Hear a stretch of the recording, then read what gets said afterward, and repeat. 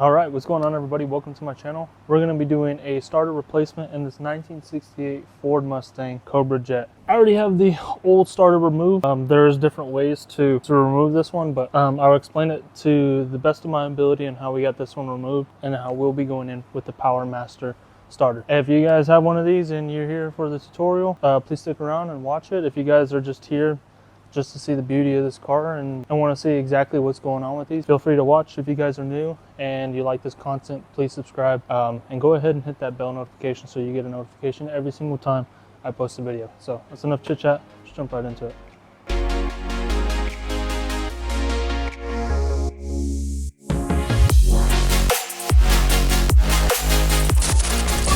Okay, so mainly the problem we were having with this one is it has long tube headers, and if you run the car long enough and let's say you stop at a gas station or at the grocery store, you try and start the car again, it doesn't start because the starter gets too hot. The solution in this case is to go ahead and go in with a smaller starter, and not only is it smaller, it's literally half the weight. And then if you can, go ahead and put some heat wrap on it, which is what we did here. Took the Power Master starter, but we got the two terminals exposed, and then we got it heat wrapped with some metal zip ties. I'll show you guys exactly how this is wired in. It's pretty much the same thing of what you would do on the stock starter, but in this one you need to have a jumper wire across the two terminals. Go ahead and explain some things about before we install this on what exactly needs to be done, and then we'll go ahead and install it.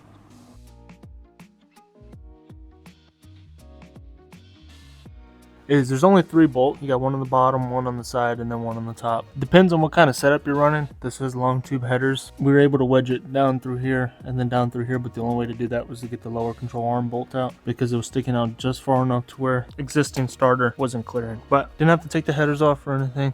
So what we need to do now is take our measurement, because this has, from the ring gear and the starter pinion, it has to be within 1/10 of an inch to 1/4 of an inch. So what we're going to use is our caliper measuring tool and measure on the new starter. So the new starter, we got to measure from here to here. That puts us right at 2.6. We need to write that down. 2.6. Take our measurement from the mating surface.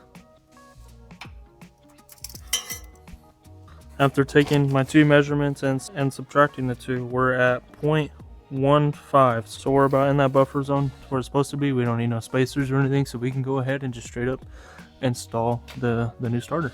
Obviously, it's easier to work on the starter without it in the car, but we need to add a jumper wire from this terminal to this terminal.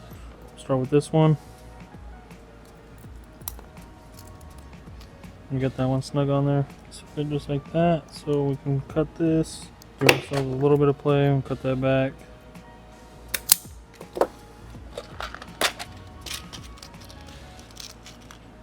Take one of these. Should fit right over that. Wow. Boom.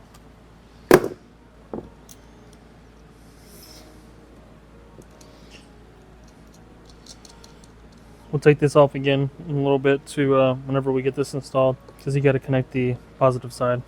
All right, so real quick, how we took it out.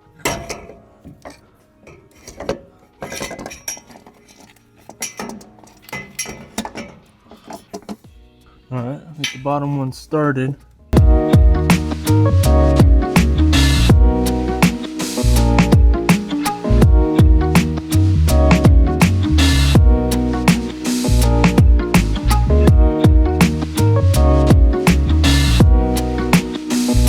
So now what I'm going to do before I put my power wire on is I'm going to put this heat wrap over the new starter.